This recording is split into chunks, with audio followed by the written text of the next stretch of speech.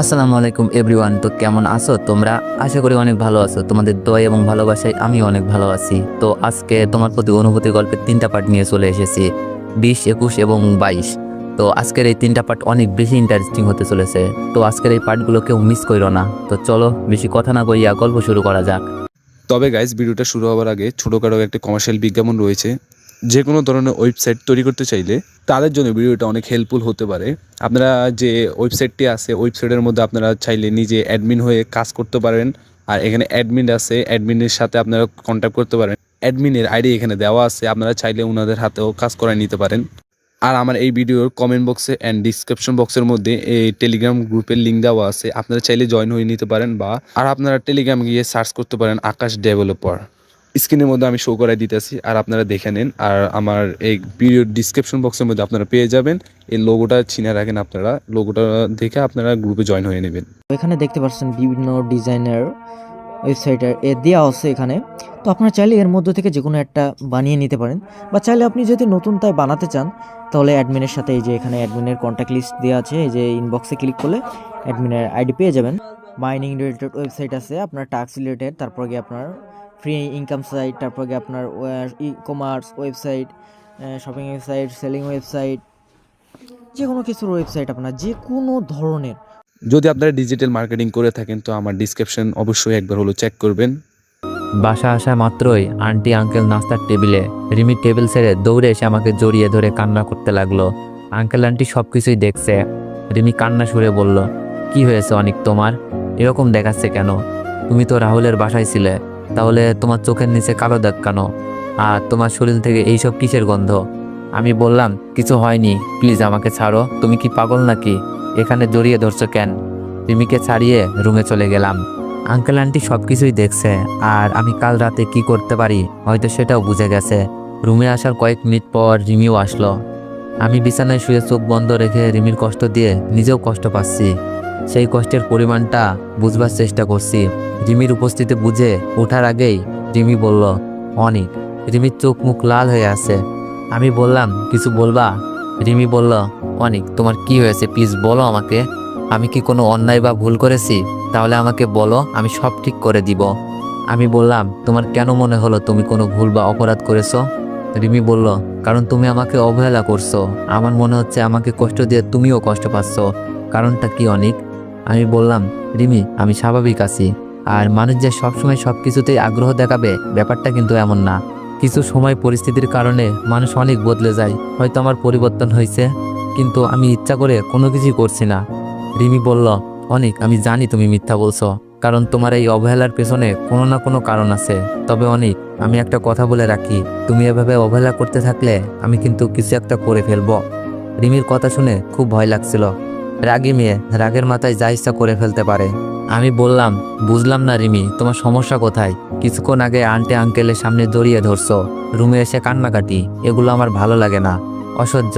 আর uncle aunty কি করে কে জানে, হয়তো তোমার এই জড়িয়ে ধরা দেখে বাসা থেকে বের করে দিবে আমাকে। রিমি কান্না সুরে বলল, কে কি ভাবলো আমি জানতে চাই না, দেখতেও চাই না। আমি শুধু জানি তোমার দেওয়া কষ্টগুলো আমি সহ্য করতে পারছি না। প্লিজ অনিক, আর এমন করো না। আর আমি তো বললামই, আমার কোনো অপরাধ থাকলে বলো, আমি শুধরে নিব। আমি বললাম, তুমি কোনো ভুল করছো কি না জানি না, তবে আমি তোমাকে ভালোবেসে অনেক বড় ভুল করে ফেলেছি। কথাটা বলতে কলিজা ছিঁড়ে যাচ্ছিল। রিমি বলল, কি বললে তুমি? আমাকে ভালোবেসে তুমি ভুল করে ফেলেছ? আমি বললাম, তা নয় তো কি, এইসব প্যারা আমার সহ্য হচ্ছে না। কানের কাছে এসে কান্নাকাটি, এটা করছি কেন, ওটা করছি কেন। তোমাকে তো এত প্রশ্ন জিজ্ঞেস করছি না, তুমি কেন করছো? কি সমস্যা তোমার? কথাগুলো বলতে কষ্ট হচ্ছিল, কিন্তু আমারও যে কিছু করার নাই। রিমি অযোধ্যায় কান্না করছে আর বলছে, আমি তোমাকে ভালোবাসছি আমার জীবনের চেয়েও বেশি, এটাই আমার সমস্যা। তোমার অবহেলা ছুরির আঘাতের মতো লাগে, এটাই আমার সমস্যা। আমি তোমাকে ছাড়া বাঁচবো না, এটাই আমার সমস্যা। রিমির কান্না দেখে আমার চোখের পানি বেরিয়ে যাচ্ছিল, কিন্তু রিমির সামনে কোনো কিছু প্রকাশ করা যাবে না, তাই বাহানা ধরে বললাম, ওকে, তাহলে তুমি তোমার সমস্যা নিয়ে থাকো, আমি গেলাম। যাওয়ার সময় রিমির কান্না আরও বেড়ে যেতে দেখলাম। রুম থেকে বেরিয়ে এসে আঙ্কেল আন্টিকে কথা বলতে দেখলাম। আমি বললাম, আঙ্কেল, একটা কথা ছিল। আঙ্কেল বলল, বলো। আমি চোখের পানি মুছে বললাম, আঙ্কেল, আমি ঠিক করেছি, আমি এখান থেকে চলে যাব। আর থাকার জন্য ম্যাচ পেয়ে গেছি, আজই চলে যাব। আঙ্কেল বলল, কেন? তুমি তো রিমির সাথে ব্রেকআপ করে দিলেই পারো। বাসা ছেড়ে যাওয়ার কি দরকার? আঙ্কেল, রিমি যেমন আমাকে ভালোবাসে, আমিও রিমিকে ভালোবাসি। ভালোবাসার মানুষের সাথে মিথ্যা অভিনয় করে কষ্ট দেওয়া যায় না, কারণ রিমির চোখের পানি আমার সহ্য হচ্ছে না। আর আমিও রিমির সাথে এমন বাজে ব্যবহার করতে পারছি না। তাই দূরে কোথাও চলে গেলে হয়তো রিমি কয়েকদিন কান্না করে ঠিক হয়ে যাবে, আর আমিও নিজেকে সামনে নেওয়ার চেষ্টা করব। আমার এই কথা শোনার পর কেউই কিছু বলছে না। আঙ্কেল আন্টি হয়তো ভাবছে, ঠিকই তো, অনেক চলে গেলে রিমি অনেককে ভুল বুঝে ভুলে যাবে। জানি না রিমি কেমন থাকবে, সহ্য করতে পারবে কি পারবে না। তবে আমি ঠিক করেছি রিমিকে না জানিয়েই চলে যাব। বাসা থেকে বেরিয়ে মেসে যাওয়ার জন্য সবকিছু ঠিকঠাক করে বাসায় আসলাম। বাসায় এসে আন্টিকে বললাম, আন্টি, আজ রাতেই চলে যাচ্ছি। আপনারা আমাকে অনেক হেল্প করেছেন, যা ভুলবার নয়, যার ঋণ কখনো শোধ করা যাবে না। যদি আপনাদের মনে কষ্ট দিয়ে থাকি মাফ করে দিবেন। আর রিমির দিকে খেয়াল রাখেন, উল্টাপাল্টা কিছু করে ফেলতে পারে। আপনারা চাইলে আমাকে নানা অপবাদ দিতে পারেন যেন রিমি আমাকে ঘৃণা করে, তাহলে রিমি স্বাভাবিক হয়ে যেতে পারে। আজ আঙ্কেল আন্টি কেউ কিছু বলছে না। রাতে রিমির জন্য একটা ছোট চিরকুট লিখে কাউকে না জানিয়ে বাসা থেকে বের হয়ে যায়। সাথে বই, খাতা, জরুরি কাগজ, মোবাইলটাও রেখে গেছি। এটা রিমির দেওয়া ছিল। মোবাইলটা দিয়ে গেলাম, রিমি যেন ব্যাপারটা সত্যি ভাবে। কাগজে লেখা ছিল, রিমি, আমাকে ক্ষমা করে দিও তোমার সরল মনের সাথে মিথ্যা অভিনয় করার জন্য। এই লেখায় অনেক কিছু লুকানো আছে, রিমি বুঝবে না, কারণ লেখাটা শুধু আমিই বুঝবো। আমি চোখের পানি মুছতে মুছতে মেসে চলে আসলাম। জানি না রিমি আমার চলে যাওয়ার খবর শুনে কি করে বসে। খুব ভয় হচ্ছে আর চিন্তাও হচ্ছে। আমি এখানে চলে আসাটা শুধু রাহুলই জানে। রাহুল আমাকে ম্যাচ খুঁজে দিতে সাহায্য করেছিল আর প্রমিস করেছিল রিমিকে বলবে না আমি যে এখানে আসি। আসলেই কি বেকার ছেলেদের প্রেম করতে পারে না? আসলেই ছেলেটা যতই ভালো আর সুন্দর হোক, আঙ্কেল আন্টির যতই পছন্দ হোক, কিন্তু ছেলেটা তো বেকার। আমি বেকার না হলেও রিমির পরিবার অনেক ধনী পরিবার, আর আমার বর্তমানে কোনো পরিবারই নেই।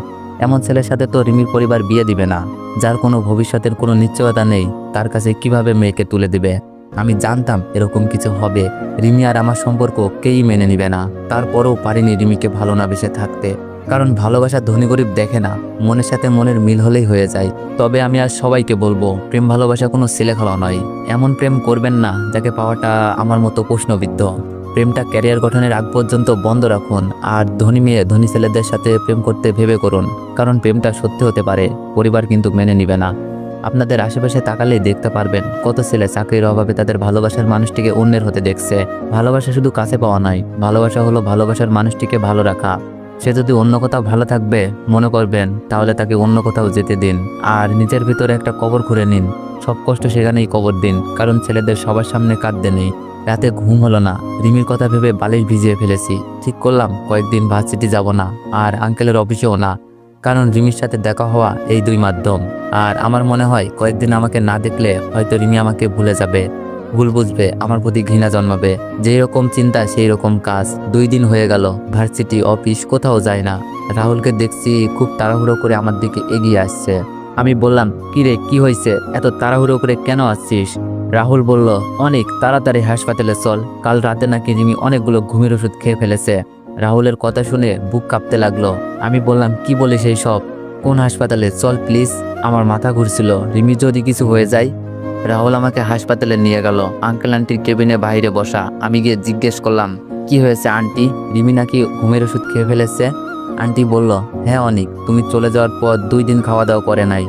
আমরা অনেক বুঝাই, কিন্তু রিমি কিছুতেই বুঝতে চায়নি। রিমি বলছিল তোমাকে না পেলে রিমি আর বাঁচবে না, তাই তোমার আঙ্কেল রিমিকে চর বসিয়ে দেয়। পরের দিন সকালে উঠে দেখি রিমি ঘুম থেকে উঠছে না। রুমে গিয়ে দেখি অনেকগুলো ঘুমের ওষুধ খেয়ে নিছে। আমি বললাম, ডাক্তার কি বলছে? আন্টি বলল, রিমিকে ওয়াশ করা হয়েছে, এখনো জ্ঞান ফিরে নাই। আঙ্কেল সালাম বলছিল আর বলছিল, অনেক আমার মেয়েটা দেখে কিছু না হয়ে যায়, যারা যারা কথা দিচ্ছি তোমার সাথে রিমিকে বিয়ে দিব। যে আমার ইউটিউব চ্যানেলটি হ্যাক হয়ে গেছে না, যদি আমার মেয়ে হারিয়ে যায়, আমি আমার ইউটিউব চ্যানেলে ডাক্তার এসে বলল যা দেখি রোগীর জ্ঞান ফিরে আমার মাথা পুরো চাইলে দেখা করতে পারে। আমার ইউটিউব আইডির নাম চেঞ্জ করে ওরা নাম রিমি হ্যাকার চলে গেল, আর রিমিকে জড়িয়ে ধরে কান্না করছিল। জানি না কেন আঙ্কেল আন্টির সাথে আমিও গেলাম, সাথে রাহুল আইডি হ্যাক করছো। রিমিকে দেখে আমার মন থেকে ধন্যবাদ। এই কি অবস্থা রিমি? আইডিটা হ্যাক হলে আমার দিকে তাকাতে আমার পাশে কি আমার দিকে চোখ পড়ে করে অন্যদিকে ফিরে যায়। কি হয়েছে? সবাই বুঝতে আবারও পেরে চেষ্টা রুম করব। থেকে বেরিয়ে যায়। আবারও ঘুরে আমি দাঁড়াবো। রিমির কাছে যাই। আমায় যারা আমি ভালোবাসে কোনো কিছু তারা না আমার ভেবেই ঠিকই support রিমিকে করবে। জড়িয়ে ধরি। আর যারা আমার জড়িয়ে haters ধরে তারা কান্না মাখা ঠিকই মজা কণ্ঠে নেবে। বললাম, তো রিমি, ভালোবাসার আমি sorry। sorry, আমি তোমরা বুঝতে যদি পারি চাও না। আমি আবারও রিমি YouTube এ back অভিমানের করি। সুরে বলল, তোমাদের জন্য আবারও স্যারও YouTube বলছে channel আমাকে, create করছি। তুমি এখানে কেন? আমার TikTok আমাকে ID তো বায়োতে তুমি YouTube ভালোবাসো ID না, link দেওয়া তাহলে আছে। কেন এসেছো? ভয়ে আমি দীপু বললাম, official লিখে আমার search জানটা দিলেই যে পেয়ে আমাকে যাবে। ছেড়ে চলে আর যাচ্ছিল, আমার নামের fake রিমি ID কান্না গুলাতে করছিল আর report মেরে বলছিল, দিও। কে আর তোমার শেষ জান? কথা, যাও এখান তোমরা যদি থেকে, চাও, আমি তোমার সাথে তাইলে আমি কথা বলতে YouTube চাই না। continue করব। রিমি অনেক আর রাগ নতুন অভিমান নতুন করে গল্প আছে। আনবো। রিমি, আল্লাহ আমি হাফেজ। জানতাম না তুমি এরকম কিছু। আমাকে আটকে দিয়ে রিমি আম্মুকে ডাকতে শুরু করলো। আন্টি আঙ্কেল সবাই রুমে এসে বলল, কি হয়েছে রিমি? রিমি বলল, আম্মু অনিককে যেখানে চলে গেছিল সেখানেই যেতে বলো। আমি মাথা নিচু করে দাঁড়িয়ে আছি। রিমি কি অভিমান করে বলছে নাকি সত্যি চলে যেতে বলছে? আঙ্কেল বলল, রিমি, অনিকের কোনো দোষ নেই, সবকিছু আমাদের জন্যই করেছে। বাসায় চল, সব বলছি। রিমি বলল, তোমাদের জন্য মানে? আন্টি বলল, বাসায় চল, সবকিছু বলবো। রিমি চুপ মেরে গেছে। বাসায় আসার পর রিমি জানতে চাইলো, এবার বলো। আন্টি বলল, আসলে আমরা অনেককে বলেছিলাম তোর সাথে যেন অন্য কোনো সম্পর্কে না জড়াই, আর যখন জড়িয়ে গেছে যেন তোকে ভুলে যায়, আর তুই ভুলে যাওয়ার জন্য যা দরকার তাই করবে। রিমি আমার দিকে তাকিয়ে আবার শুনতে লাগলো। আঙ্কেল বলল, আমরা জানতাম না আমাদের অহংকার তোমাকে হারিয়ে ফেলেছিল, আর আমরা সিদ্ধান্ত নিয়েছি অনেকের সাথেই তোমার বিয়ে দিব। হৃদয়ের সাথে কথা হয়েছে। তো ভিউয়ার্সরা, এতদূর যারা যারা শুনছো সবাই একবার করে বলো আমিন। রিমি আনন্দে মেতে উঠে বলল, সত্যি বলছো আব্বু? আঙ্কেল বলল, সত্যি বলছি। আর অনেক, তুমি আবার বাসায় চলে আসো, আজ রাতেই তোমাদের বিয়ে। বিয়ের কথা শুনে মনে আনন্দ যেন আর ধরে না। এটা যেন অসাধ্যকে সাধ্য করা, কিন্তু আমি কিছুই করি নাই, সবকিছুই রিমির পাগলামি। আঙ্কেল, আপনি মেনে নিয়েছেন, এতেই হবে। বিয়েটা না হয় পরেই করি। আমি একটা বিষয় ভাবছিলাম। রিমি বলল, কেন? আজ রাতেই হবে, নয়তো আবার ঘুমের ওষুধ খাবো। আমি বললাম, না মানে বলছিলাম লেখাপড়াটা শেষ করে না হয় বিয়েটা করি। রিমি বলল, না না আব্বু, তুমি আজই বিয়ের আয়োজন করো। ভাবছি আমার বিয়েতে আব্বু আম্মু ভাই ভাবি সুমি আপু কেউই থাকবে না। আর কিভাবেই থাকবে, আমার তো এখন সেই সম্পর্কও নাই। আর রিমিকে বিয়ে করার এই সুযোগটা হারানো মনে হয় ঠিক হবে না। আমি বললাম, আচ্ছা ঠিক আছে। রাহুল, আশার কিছু ভালো বন্ধুদের দেওয়া হলো বিয়ের সব দায়িত্ব। প্রাণপণ চেষ্টায় বিয়েটা হয়েই গেল। বন্ধু বান্ধব অনেক কথা বলছিল আর হাসাহাসি করছিল। কথাগুলো আসলে বলা যাবে না, বুঝতেই পারছেন কথাগুলো কি হতে পারে। তবে আঙ্কেল আন্টির মুখে হাসি দেখে মন ভরে গেল, কারণ আঙ্কেল আন্টির মনে কষ্ট দিয়ে হয়তো কখনোই আমরা সুখী হতে পারতাম না। বাসর ঘর সাজিয়েছে বন্ধু বান্ধবগুলো, বসে বসে আড্ডা দিচ্ছে। কেউ কেউ কার্ড নিয়ে বসে পড়েছে। আজ নাকি কিছুই হবে না, আজ শুধু আড্ডা হবে। শালারা তো কখনো বিয়ে করে নাই, কেমনে বুঝবে আমাদের মনে কি চলছে? আমি বললাম, দোস্ত 1:30 বাজে, এবার তো যা। না বন্ধু, আজ কিছুই হবে না, তুমি চাইলেই শুরু করতে পারো না, আমরা এখানেই আছি, নয়তো আমাদের সাথে খেলতে আসো। রাহুলের সাথে আশা ইবা সবাই সাই দিচ্ছে আর হাসাহাসি করছে। রিমি বলল, ওকে তোরা কার্ড খেল, আমরা লুডো খেলছি। আশা বলল, ওই দাঁড়া, আমিও খেলবো তোদের সাথে। রাহুল বলল, দাঁড়া, আমিও আসছি। আমি বললাম, ওকে, খেলার আগে একটা শর্ত আছে, বলে নি। কি শর্ত? আমি বললাম, আমরা জিতলে তোরা রুম থেকে বের হয়ে যাবি, আর তোরা জিতলে সারা রাত আড্ডা চলবে। আশা বলল, আচ্ছা ঠিক আছে, আমরা রাজি। আশাকে একটু আস্তে করে বললাম, আশা একটু বোঝার চেষ্টা কর, একটু কম করে খেলিস, রাহুলে তো ছাড় দিবে না। আশা বলল, আচ্ছা 500 দিতে হবে। আমি বললাম, কাল সকালে পেয়ে যাবি, প্রমিস। খেলা শুরু হলো। আমার খেলার বাজে অবস্থা, রিমি ভালোই খেলছে। সবসময় রিমি সবকিছুতে এগিয়ে থাকে, তা না হলে হয়তো আজ বিয়েটা করতে পারতাম না। আশাকে যা বলছি তাই করছে, তারপরও পেরে উঠতে পারছিলাম না। অন্য সবাই আকর্ষণ দিচ্ছে, সবাই আমাদের বিরুদ্ধে।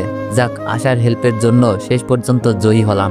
রিমি বলল, এবার রুম খালি করতে হবে, যাও। আশা বলল, যাচ্ছি। রুম খালি করে সবাই চলে গেল। রিমি বলল, আচ্ছা আশা এত বাজে কিভাবে খেললো? আমি বললাম, 500 টাকা ঘুষ ছিল। রিমি বলল, তাই, ভালো করেছ। আমি বললাম, রিমি বলল, তুমি দেখছো কিভাবে তোমাকে আমার করে নিলাম? আমি বললাম, আঙ্কেল আন্টি না চাইলে কখনোই সম্ভব হতো না। রিমি বলল, তুমি জানো আমি এত ঘুমের ওষুধ খাইনি, 2টা খেয়েছিলাম, বাকিগুলো বাইরে ফেলে দিচ্ছি। আমি অবাক হয়ে বললাম, 2টা খেয়ে এই অবস্থা? রিমি বলল, না, আমি অভিনয় করছিলাম। অভিনয়? তোমার সাথে আব্বু আম্মুর সব কথাই আমি শুনেছিলাম, তারপর থেকে তোমার অবহেলা শুরু।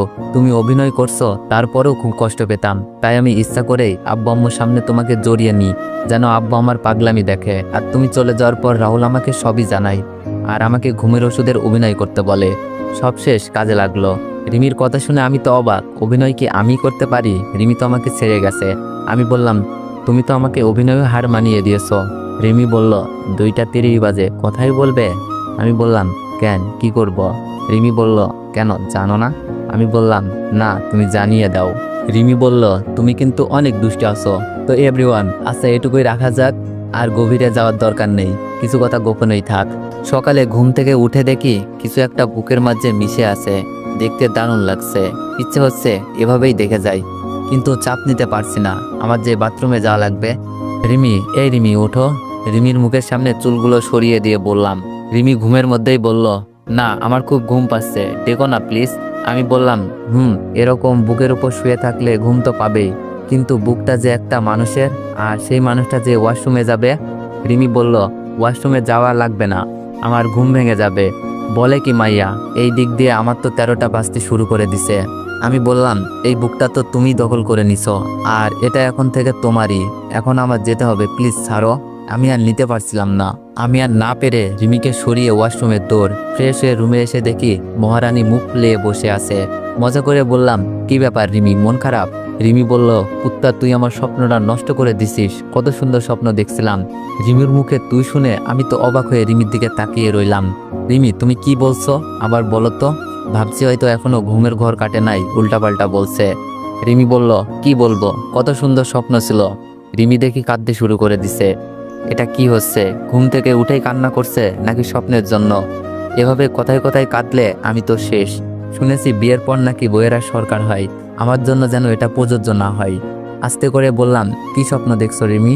রিমি অভিমানের সুরে বলল, স্বপ্ন দেখছিলাম আমার একটা কিউট মেয়ে বেবি হয়েছে, আমি অনেক আদর করছিলাম, কিন্তু বেবিটা কান্না করছিল, তুমি আমার স্বপ্ন নষ্ট করে দিছো, আমার বেবিটা মনে হয় এখনো কান্না করছে।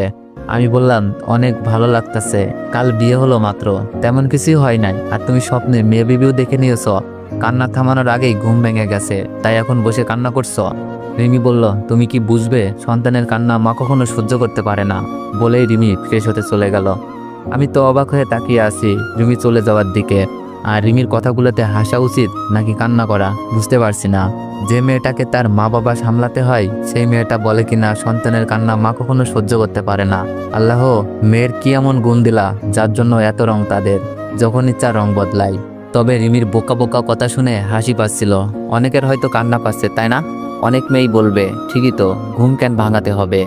রিমি তার মেয়ের কান্না থামানোর পর না হয় ঘুমটা ভাঙাতেন, না জানি বাচ্চাটা এখনো কান্না করছে, আর বড় জোর দিয়ে বলবে সন্তানের কান্না মায়েরা সহ্য করতে পারে না। এই কথায় আমি কিন্তু একমত, আশা করি সব ছেলেরাই সহমত প্রকাশ করবে। তবে কিছু কিছু মায়েদের জন্য এই বক্তব্যটি প্রযোজ্য না। বন্ধুগুলো হয়তো ঘুমিয়ে আছে, কাল রাতে যা অবস্থা করেছিল, ভাগ্যিস খেলায় জয়ী হয়েছিলাম। রুমের দরজা কে যেন নক করছে। রিমি ওয়াশরুমের দরজা খুলতেই বন্ধুগুলোর হামলা। রাহুল বলল, কিরে, এত সকালে উঠে গেলি? আমি বললাম, আমি সবসময় সকালেই উঠি।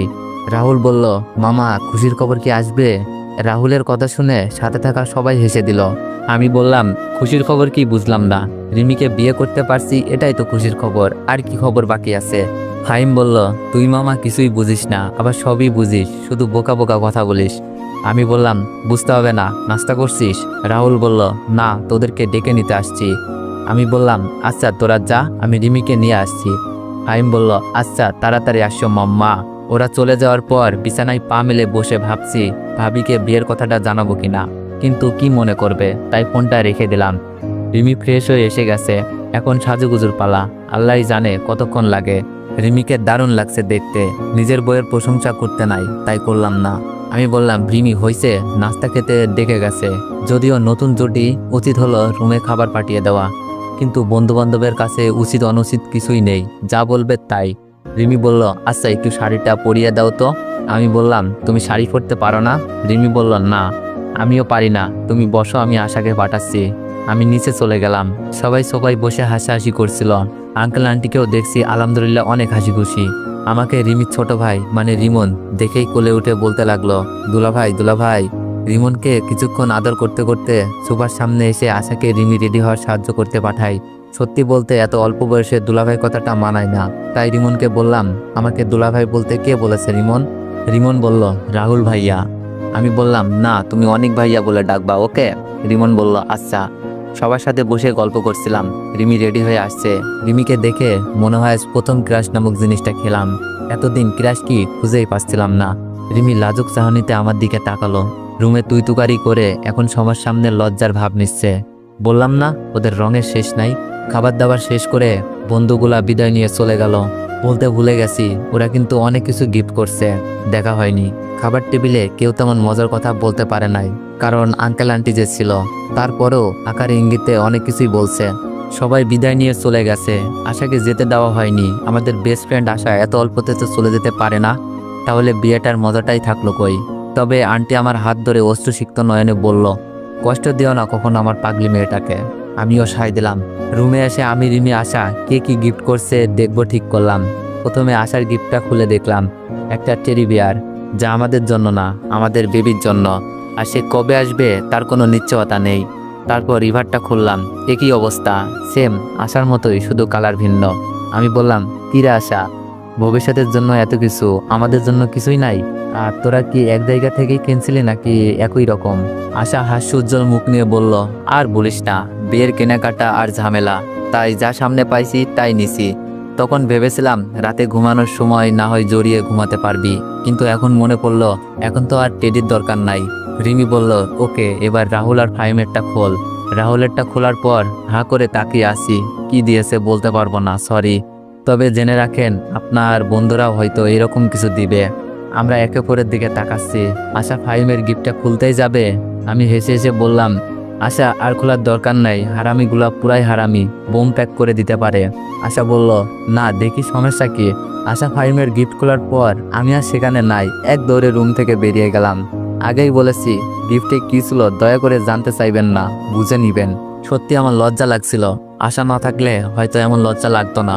আমিও ঠিক করলাম তাদের বিয়েতে আমিও বোম প্যাক করে দিব। কিছুক্ষণ পর রুমে গেলাম, আমাকে দেখে রিমি আর আশা হাসতে লাগলো। আমি বললাম, হাসিয়া লাভ নাই, এগুলো তোমার জন্য আসতেছে, আগে হৃদয় ভাইয়া দেশে আসুক তারপর। আমি কি বলবো খুঁজে না পেয়ে এটাই বললাম। আশা বলল, ইস মেরে ফেলবো এইসব দিলে। রিমি বলল, আচ্ছা বাদ দে, মাইশা ভাবিকে তো জানানো হয়নি, জানলে অনেক রাগ করবে দেখিস। আমি বললাম, আরে না, বুঝিয়ে বললে রাগ করবে না, অনেক খুশি হবে দেখিস। মাইশা আপু এমন মাইন্ডের না, খুবই ফ্রি। আর বিয়েটা কিভাবে হলো সবাই তো দেখলেনি। আপু রাগ করলে না হয় একটু বোঝানোর কাজে সাহায্য করবেন। তো এভরিওয়ান, নেক্সট পার্টের জন্য অপেক্ষা করুন, খুব তাড়াতাড়ি নেক্সট পার্ট আসবে।